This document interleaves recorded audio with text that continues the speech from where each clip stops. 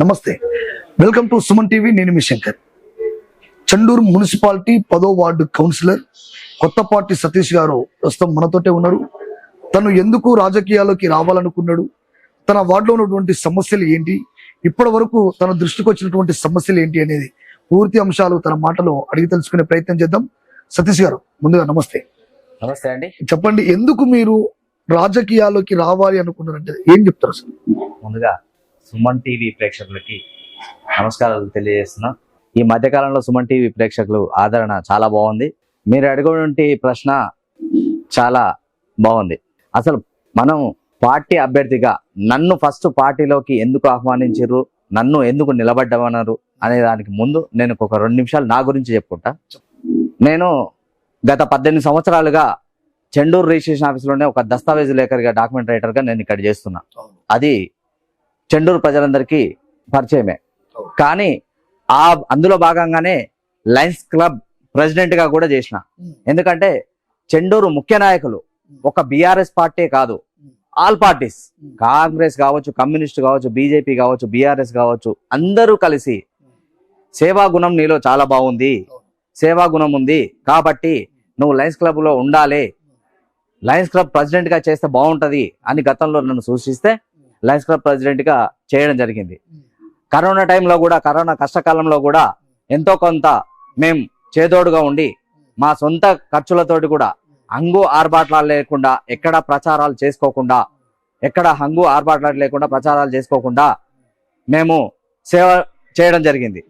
ఆ టైంలోనే కొన్ని పార్టీల వారు గుర్తించి, అరే ఎవరు సేవా కార్యక్రమాలు బాగా చేస్తున్నాడు, ఇలాంటి వ్యక్తి మనకు రాజకీయాలలో ఉంటే, సేవ చేసుకునే గుణం ఉన్నటువంటి వ్యక్తి మనకు ఉంటే బాగుపడతాడు, ఖచ్చితంగా ఇదని పార్టీలోకి ఆహ్వానించాలి, పార్టీ నుంచి పోటీ చేయించాలి, పార్టీ నుంచి గెలిపించుకోవాలి, పనులు చేస్తాడని వాళ్ళ నుంచి నాకు వస్తే అప్పుడు నేను కూడా, అరే నేను చేసేది లయన్స్ క్లబ్ ద్వారా చేస్తే కొంతమందికే చేరుతుంది, కానీ రాజకీయంగా ఎదిగితే పై వాళ్ళ స్థాయి నుంచి అందరికి, కింది స్థాయిలో అందరూ చేయొచ్చు, ఏదో విధంగా సాయం చేయొచ్చు, 10 మందికి కాదు ఇంకా కాలనీ మొత్తం చేయొచ్చు, ఊరు మొత్తం చేయొచ్చు, ఒక గుర్తింపు కూడా వస్తుంది అన్న ఉద్దేశంతో నేను రాజకీయాలకు రావడం జరిగింది. సూపర్, బాగా చెప్పారు.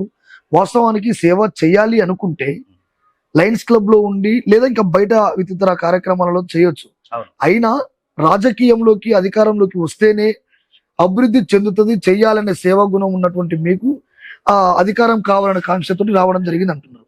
అంటే మీ వార్డులో ముఖ్యంగా అంటే మీరు చూసినటువంటి సమస్యలు కావచ్చు, లేదా మీ దృష్టికి వచ్చినటువంటి సమస్యలు, మీరు చెప్పినటువంటి సమస్యలు కావచ్చు, అసలు ఏమున్నాయి అక్కడ? ఏ గ్రామంలోనైనా, మన చెండూరే కాదు, ఏ గ్రామంలోనైనా మౌలిక సదుపాయాలు, మంచినీటి వ్యవస్థ, విద్యుత్ వ్యవస్థ, డ్రైనేజీలది ఒకటి, ఆ సదుపాయాలు ఎక్కడైనా ప్రతి సంవత్సరం వస్తూనే ఉంటాయి.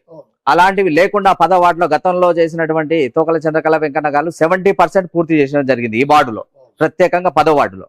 ఇంకొక 30% అక్కడక్కడ వాళ్ళు మా దృష్టికి తీసుకొచ్చిర్రు.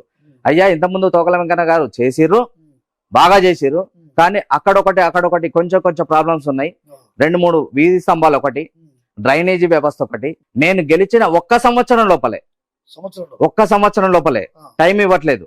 5 సంవత్సరాలు నేను ఉంటా, 5 సంవత్సరాలు కాదు, ఒక్క సంవత్సరం లోపే పూర్తి చేసే బాధ్యత నేను తీసుకుంటా అనేసి సుమన్ టీవీ తరఫున నేను హామీ ఇస్తున్నా. అంటే ఇప్పుడు వార్డులో ఉన్నటువంటి సమస్యలన్నీ 1 year లో కంప్లీట్ చేస్తాను. అంటే ఆల్మోస్ట్ 70% మీరు చేస్తారు, కంపల్సరీ చేస్తాను. ఇప్పుడు ఈ 30% 1 year లో చేయకపోతే మీరు రాజీనామా చేస్తారా? సిద్ధం, పక్కా. ఎందుకంటే నేను రికార్డ్ చేయండి, ఈ వీడియో రికార్డ్ అవుతా ఉంది. అవును, ఈ వీడియో మీ వార్డులో ఉన్న ప్రజలందరూ ట్రోల్ చేయొచ్చా? ఎవరికైనా ట్రోల్ చేయండి. 1 year లోపు డ్రైనేజీ వ్యవస్థ, విద్య డ్రైనేజీ వ్యవస్థను గాని, విద్యుత్ స్తంభాలు గాని, నీటి వ్యవస్థ గాని 1 year లోపు పూర్తి చేస్తానని హామీ ఇస్తున్నా. మీరు ట్రోల్ చేయండి, 1 year లోపు ఖచ్చితంగా పూర్తి చేస్తా. మీకు సుమన్ టీవీ ద్వారా ప్రేక్షకులకు చెప్తున్నాను.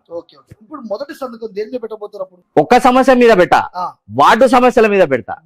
మొదటి సంతకం అనేది ఒకటి పలానా అని ఎంచుకోను, ఎందుకంటే పలానా సంతకం పెట్టినా నేను పూర్తి చేస్తాను, తప్పించుకోను.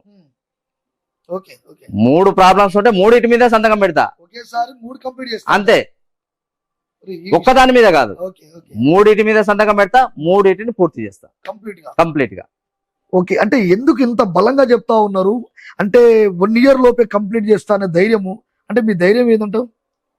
ఒకటి నా ప్రజలు ఉమ్, వాళ్ళు ఆదరిస్తున్నారు నన్ను. ఓకే. నేను రాజకీయాలకు ఫస్ట్ రావాలనుకోలేదు, అవును. కానీ వాళ్ళు వచ్చి ఉమ్, మీరు పోటీ చేయాలి, ఉమ్, అలా మీలాంటి సేవ చేసేటోళ్ళు ఒక్కదానికి పరిమితం అయితే ఎట్లా, అవును. పబ్లిక్ కూడా తెలవాలి ఉమ్, అని చాలా మంది నాకు మద్దతుకు వచ్చారు. ఓకే. వాళ్ళ ధైర్యం నాకు అంటే ప్రజలే నచ్చింది. నిన్ను కావాలని కోరుకున్నారు కాబట్టి నువ్వు వాళ్ళకి సేవ చేయడానికి వెళ్తావు. 100%. Okay, okay. 100%. ఆ, అంటే మీ ధైర్యం అంతా ప్రజలే అంటావు. అరే వాళ్ళు నా కుటుంబం. ఇప్పుడు ఉమ్, అమ్మ నాన్న తల్లి పిల్లలు వీళ్ళు నా కుటుంబం కాదు. ఇప్పుడు ఉమ్, రాజకీయంలోకి వచ్చిన ఓకే. నా వార్డు సభ్యులు మొత్తం ఆ, నా కుటుంబ సభ్యులు. ఓకే. నా కుటుంబ సమస్య నేను తీర్చుకోలేకపోతే నేను ఎందుకు రాజకీయాలకు రావడం? అవును. 100% నేను ముందరుండి చేసుకుంటా. Okay, okay. మీ వార్డు మొత్తము అది అంటే ప్రతిపక్షంలో ఉన్నటువంటి నాయకులు కావచ్చు, అధికారంలో ఉన్నటువంటి పార్టీ వాళ్ళు మేము వచ్చిన తర్వాత ఇందిరమ్మ ఇండ్లకు సంబంధించినటువంటి ఫండ్స్ కావచ్చు, బిల్లులు కావచ్చు, అభివృద్ధి మొత్తం కూడా ఆగిపోతుంది, వాళ్ళకు ఓటు వేస్తని చెప్పి అంటున్నారు. అంటే అట్లాంటి వాళ్ళకి మీరు ఏం చెప్తారు? ఒకటే చెప్తున్నా, గతంలో బీఆర్ఎస్ పార్టీ కూడా రాష్ట్ర ప్రభుత్వం మన కేసీఆర్ ముఖ్యమంత్రి విషయం అందరికీ, తొలికి ముఖ్యమంత్రి అందరికీ తెలిసిన విషయం. అవును, అవును. ఆ టైంలో మరి కేసీఆర్ గారు కూడా ఓన్లీ బీఆర్ఎస్ పార్టీలకు సంబంధించిన వాళ్ళకే ఇల్లు ఇచ్చిండా, బీఆర్ఎస్ పార్టీ వాళ్ళకి సంబంధించే రైతు బంధు ఇచ్చిండా, బీఆర్ఎస్ పార్టీ వాళ్ళకే ఇచ్చిండా? అట్లా ఇవ్వలేదు కదా. మా పార్టీ విధానం అయితే అది కాదు. మరి కాంగ్రెస్ పార్టీ విధానం అట్లయితే, కాంగ్రెస్ పార్టీ విధానం అదే అయితే కాంగ్రెస్ కార్యకర్తలకే ఇచ్చుకుంటామంటే ఓన్లీ వాళ్ళ కార్యకర్తలతో చేసుకోవాలి, కానీ మా విధానం అది కాదు. అంటే నిన్న చండూరుకు వచ్చి మేము ఒకటి చెప్తున్నాం, ఎమ్మెల్యే గారే చెప్పారు, అవును. మీరు ఓటేస్తే గనక మీ ఓటు కాలిపోతుంది, మురిగిపోతుంది, మీరు ఓటు గనక చెయ్యి గుర్తుకేస్తేనే అభివృద్ధి అవుతుంది అని చెప్పేసి వాళ్ళు ఎమ్మెల్యే గారు వేదికల మీద చెప్తారు. ఎందుకంటే వాళ్ళు అబద్ధపు ప్రచారాలు చేస్తేనే మాకు ఓట్లు పడతాయి, నిజాలు చెప్తే మాకు పడవు అనేది వాళ్ళకి తెలుసు. ఎందుకంటే రేవంత్ రెడ్డి గారు కూడా ఒక ముఖ్యమంత్రి గారిని నేను ప్రశ్నించే తత్వం, మానవత్వం నాకుంటది కదా. నేను అడుగుతున్నా, మీరు ఇచ్చిన గతంలో ప్రభుత్వానికి ఏర్పాటు చేసే ముందు ఏవైతే హామీలు ఇచ్చిరో అవన్నీ ఇప్పటికి 26 నెలలు పూర్తి అయిపోయింది కదా. మీరు హామీలు మొత్తం నిలబెట్టుకొని ఇలా మీరు అదే క్వశ్చన్ అడిగితే బాగుండేది, నేను కూడా ఏకీభవించేవాడిని. వాస్తవానికి మీ వాటికి ఎట్లా వస్తాయి అనుకుంటాం నిధులు? ఎందుకు మున్సిపాలిటీ నిధులు ఉంటాయి, ఒక రాష్ట్ర ప్రభుత్వం అయినా కేంద్ర ప్రభుత్వం నుంచి వస్తాయి. అట్లాంటి మరి కేంద్ర ప్రభుత్వం సెంట్రల్ లో బీజేపీ ఉంది, మరి కాంగ్రెస్ వాళ్ళకి ఎందుకు ఇస్తున్నారు? ఇవ్వద్దు కదా. ప్రజలు ఆలోచిస్తారు, ప్రజలకు తెలుసు వీళ్ళు మభ్య మాటలు చెప్పినంత మాత్రాన ప్రజలు నమ్మే పరిస్థితుల్లో లేరు, ఇచ్చిన హామీలు వాళ్ళు నిలబెట్టుకునే పరిస్థితుల్లో వాళ్ళు లేరు, ఏవి కూడా వాళ్ళు నిలబెట్టలే. ఉచిత బస్సు తప్ప వాళ్ళు ఏం చేసిరండి? కనీసం రైతు బంధు ఇవ్వలేదు, ఇప్పటి వరకు పింఛన్లు ఇవ్వలేదు, ప్రతి మహిళకు 25,000 ఇస్తున్నారు, అవి ఇవ్వలేదు, విద్యార్థులకు స్కూటీలు ఇస్తున్నారు, జాబ్ క్యాలెండర్ ఇస్తున్నారు. ఏది నిలబెట్టుకున్నారు? ఏది నిలబెట్టుకోలే. వాళ్ళ ప్రచారమే అబద్ధాల పుట్ట. హామీలు ఇస్తారు, గద్దెనెక్తారు, కానీ నెరవేర్చరు. కేసీఆర్ గారు రైతు బంధు ఇస్తారని చెప్పలే, నెరవేర్చిండు, చేసి చూపించిండు, నీటి వ్యవస్థ చెప్పిండు. గతంలో కాంగ్రెస్ ప్రభుత్వం ఏం చెప్పింది? తెలంగాణ ఏర్పడితే చిమ్మ చీకట్లు అవుతుంది, కరెంట్ ఉండదు మనకు అన్నాడు. కేసీఆర్ తిరగరాసిండు.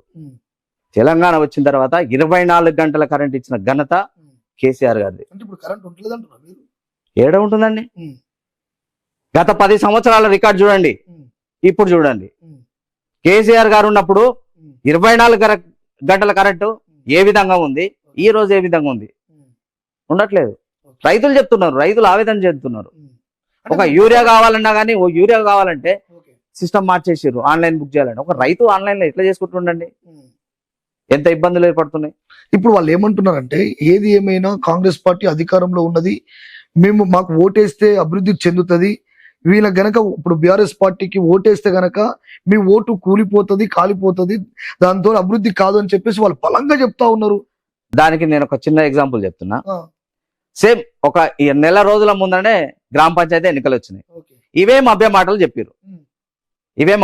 చెప్పారు, మన చెండూరు మండలం వరకు చూసుకున్నాం, పక్క రాష్ట్రం మొత్తం వదిలిపెడదాం, చెండూరు మండలం వరకు తీసుకున్నాం. ఉన్న గ్రామ పంచాయతీలు అండి, వాళ్ళు ఎన్ని గెలిచిరండి? 4 గెలవలే వాళ్ళ సీట్లు. ఇదే రాజగోపాల్ రెడ్డి గారు వ్యక్తి మంచోడు, వ్యక్తి చాలా మంచోడు, కానీ పార్టీ మంచిది కాదు.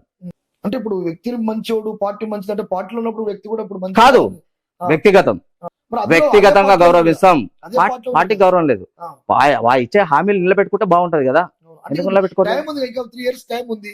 రెండు చూద్దాము. చూస్తుంటే 2.5 వాళ్ళు అన్నది 100 రోజుల్లో పూర్తి చేస్తామని హామీ ఇచ్చిర్రు. ఓకే.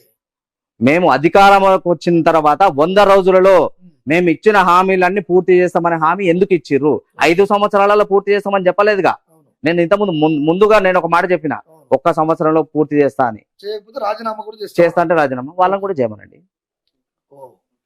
వాళ్ళు ఇచ్చినట్టు హామీలు ఆ. నెరవేర్చలేరు కాబట్టి మీరు టైం పెట్టిర్రు, ఓకే. మీరు నెరవేర్చలేదు, ఉమ్. మీరు ఇచ్చిన మాటలు నిలబెట్టుకోండి. ఇప్పుడు రాజకీయాలంటేనే డబ్బుతో ముడిపడి ఉంటాయి. అవును. ఇప్పుడు మీరు కొత్తగా రాజకీయాల్లోకి అడుగు పెట్టారు. ఉమ్. మరి ఎంత డబ్బు పంచుదాం అనుకున్నారు? నేను డబ్బుతో కాదు, సేవా గుణంతో వచ్చిన. ఉమ్. నేను రాజకీయాలను చేయాలని రాలేదు. ఉమ్. ప్రజలు ఏరు కోరి నువ్వు పోటీ చేయాలని నా దగ్గరికి వస్తే నేను స్వచ్ఛందంగా పోటీ చేస్తున్నా. ఉమ్. డబ్బులు పంచి గెలిచే వ్యక్తిని కాదు. ఓకే. డబ్బుల ప్రభావం నా మీద పడదు. ఓకే. పైన హంగులు ఆర్భాటాలు చేసే వాళ్ళు బయట ప్రపంచానికి కనిపిస్తుంది. ఉమ్. రేపు రిజల్ట్ మనం 13వ తారీఖు చూస్తాము. ఉమ్. లోపల ఏం జరుగుతుంది? ఆపోజిట్ ఉన్నటువంటి క్యాండిడేట్ చాలా బలమైన క్యాండిడేట్, వాళ్ళని ఢీకొనడం ఎలాగ అంటున్నా అంటే మీ వ్యూహాలు ఎట్లా, ఏ విధంగా వ్యూహాలు నేను అదే చెప్తున్నా అండి. నేను రాజకీయాలకు నా అంతలా నేను రాలే. నేను అతనితో ఫైట్ చేద్దామని రాలే. వాళ్ళు ఏరు కోరుకున్నారు, నువ్వు మాకు బాగుంటది మీరు రండి అని. అక్కడి వాళ్ళు నన్ను ప్రోత్సహిస్తే నేను వచ్చిన. గెలిపించుకున్న బాధ్యత వాళ్ళ మీద పెట్టిన. మీరు తీసుకొచ్చిర్రు, మీరు గెలిపించుకోండి, నేను సేవ చేస్తా, చేయించుకోండి. ఓటర్స్ మొత్తం ఎంత ఉన్నారు? 1116, 1116. ఫైనల్ గా చెప్పండి, ఇప్పుడు మీరు ఓటర్లని ఓటు అభ్యర్థించాలంటే ఏ విధంగా చెప్తారు? చెండూరు ప్రజలకి మరియు ముఖ్యంగా మన 10వ వార్డు నాయకులకు, కార్యకర్తలకు, మా కుటుంబ సభ్యులకు, 10వ వార్డు అందరికీ నమస్కరించి ఒక విషయం తెలియజేస్తున్నా. మీరు ఏరు కోరి నన్ను మా వార్డులో పోటీ చేయమని మీరందరూ వచ్చినందుకు, నా దగ్గరకు వచ్చినందుకు ముఖ్యంగా మీరందరికీ నమస్కారాలు తెలియజేస్తున్నా. ఒకటే, లయన్స్ క్లబ్ లా ఇంతకుముందు ఏ విధంగా అయితే సేవ చేసినామో, ఎట్లా చేసినామో, వార్డు అభివృద్ధి కోసం అదే విధంగా పాటుపడతా. వార్డులో ఉన్నటువంటి సమస్యలు, డ్రైనేజీ వ్యవస్థ కానీ, స్తంభాలు కానీ, వీధి లైట్లు కానీ, నీటి వ్యవస్థ కానీ, ఇలాంటి చిన్న చిన్న మౌలిక సదుపాయాలు మీ ఇంటి కోసం అడగట్లేదు, అది వార్డు మొత్తం కోసం అడుగుతున్నారు. కాబట్టి ఇలాంటివి ఏ సమస్య ఉన్నా కానీ 1 సంవత్సరం లోపల పూర్తి చేసే బాధ్యత నేను తీసుకుంటానని మీకు హామీ ఇస్తున్నా. ఖచ్చితంగా నిలబెట్టుకుంటా.